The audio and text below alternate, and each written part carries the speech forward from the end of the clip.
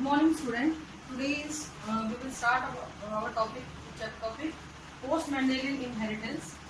Chapter number 5 आपको पता ही है चल रहा है हमारा, तो उसी में हम लोग डोमिनेंट रिसेसिव के बारे में पढ़ चुके हैं, इंडिपेंडेंट असॉर्टमेंट के बारे में पढ़ चुके हैं, सेग्रीगेशन लॉ पढ़ चुके हैं। आज हम बात करेंगे पोस्ट मेंडेलियन इनहेरिटेंस, यानी मेंडल की खोजों के बाद भी बहुत सारे इनहेरिटेंस पैटर्न आए थे जिनके बारे में बात की गई थी। तो उससे पहले हम एक छोटा सा टॉपिक करेंगे यहाँ पर जीन इंटरेक्शन।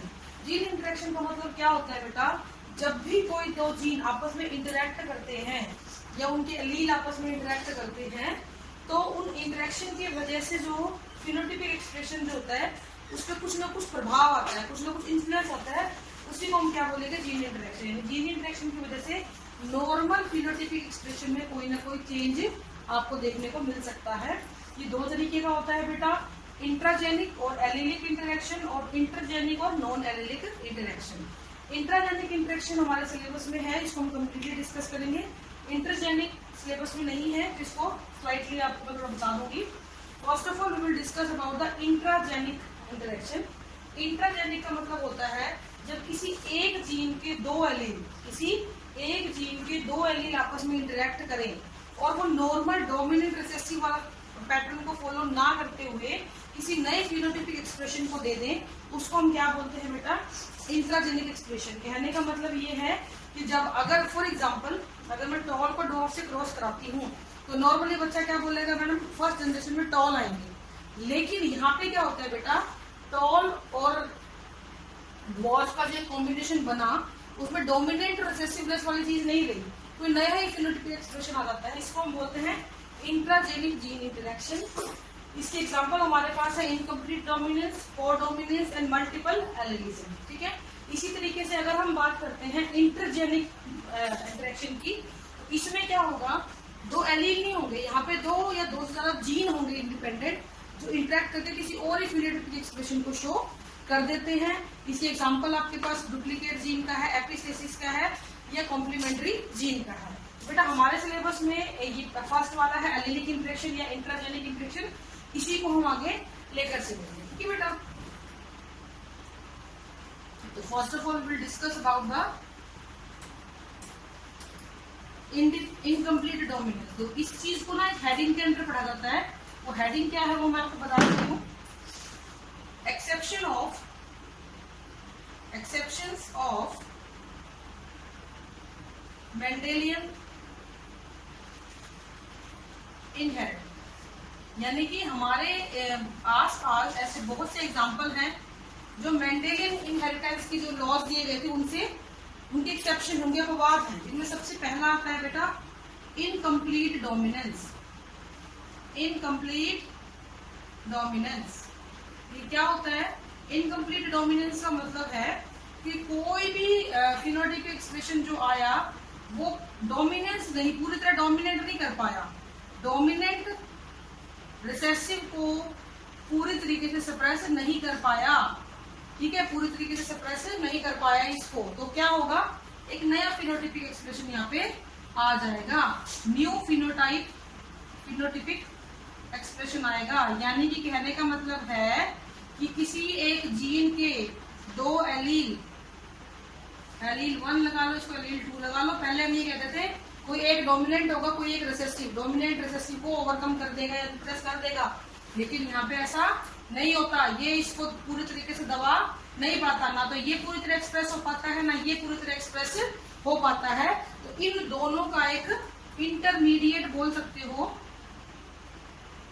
एक्सप्रेशन आ जाता है। लेकिन एक चीज ध्यान रखना, जब हमने चैप्टर स्टार्ट किया था तो मैंने एक बात की थी ब्लेंडिंग इनहेरिटेंस की, तो यहाँ पे ब्लेंडिंग नहीं हुई है, ब्लेंडिंग इनहेरिटेंस। अब आप बोलोगे मैडम यहाँ तो लिख रहे हो इंटरमीडिएट एक्सप्रेशन, यहाँ बोल रहे हो ये ब्लेंडिंग इनहेरिटेंस नहीं है, ऐसा कैसे? ये ब्लेंडिंग इनहेरिटेंस इसलिए नहीं है बेटा क्योंकि ब्लेंडिंग इनहेरिटेंस में मिक्सचर हो गया, हम तो ये मानते हैं कि गुड़ मिल गया।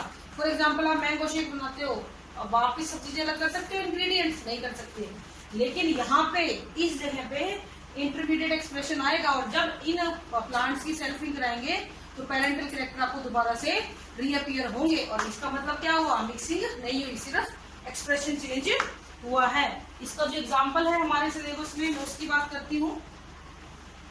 इनकम्प्लीट डोमिनेंस का example,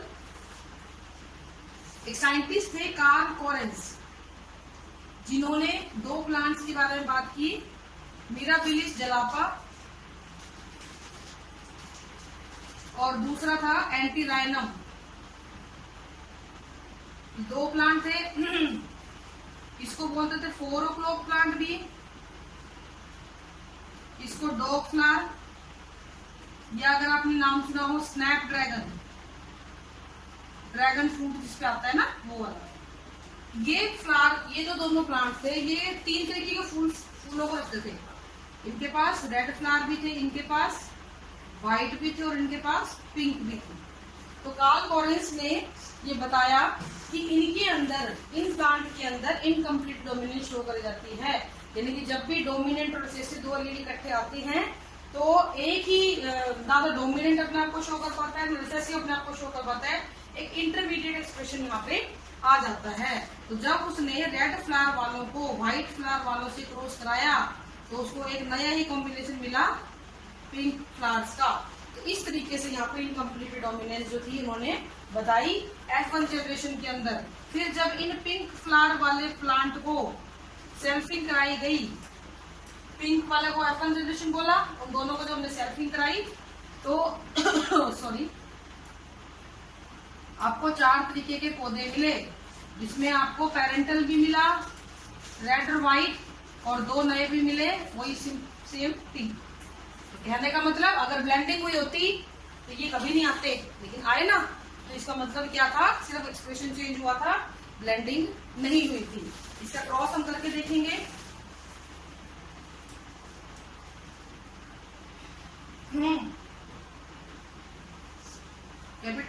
capital R cross with small R. कुछ बुक्स में आपको डब्ल्यू मिल सकता है, तो आर फॉर रेड और स्मॉल आर फॉर मैं ले रही हूँ व्हाइट। कुछ बुक में आपको डब्ल्यू मिल सकता है, तो कंफ्यूजन हो जाता है, इसलिए मैंने इसको ऐसे लिया है। क्रॉस करना आप सभी को आता है। ये पेरेंट है, ये गैमीट है,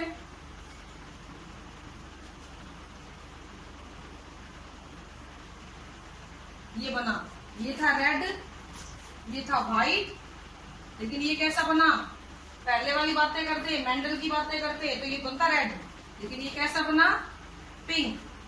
अब इसकी ये F1 जनरेशन थी, अब इसकी कराई सेल्फिंग। सेल्फिंग कराते ही क्या हुआ, वही 2 गैमेट बने।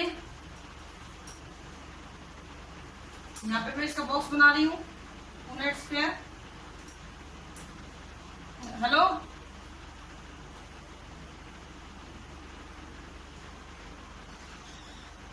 ठीक है, देखिए जरा, red pink pink white, blending हुई होती तो नहीं होता ऐसा, ठीक है। अब देखिए इसका एक्सप्रेशन लिखूं मैं, फिनोटाइप और जीनोटाइप अगर मैं लिखती हूँ, देखिए कैसे आएगा, फिनोटाइप और जीनोटाइप। लाल कितने दिख रहे हैं, 1, गुलाबी कितने दिख रहे हैं, 2, सफेद 1। अगर मैं इनके सिंबल्स की बात करूं, होमोजाइगस 1, हेटेरोजाइगस 2, 1। तो ये एक ऐसी कंडीशन है जहाँ पे फिनोटाइप और जीनोटाइप दोनों ही सिमिलर रहते हैं। एक और एग्जांपल है इसका, एंडालुसिन फाउल। एंडालुसिन जो फाउल है, मुर्गे होते हैं ये, इनमें ब्लैक और व्हाइट कलर मिलता है, लेकिन ब्लैक और व्हाइट को जब आप क्रॉस करवाते हो तो आपको एक नया फिनोटाइपिक एक्सप्रेशन फर्स्ट जनरेशन में कौन सा मिलेगा, blue. So this is called incomplete dominance. This is all for today. Tomorrow we will discuss codominance and further. Thank you.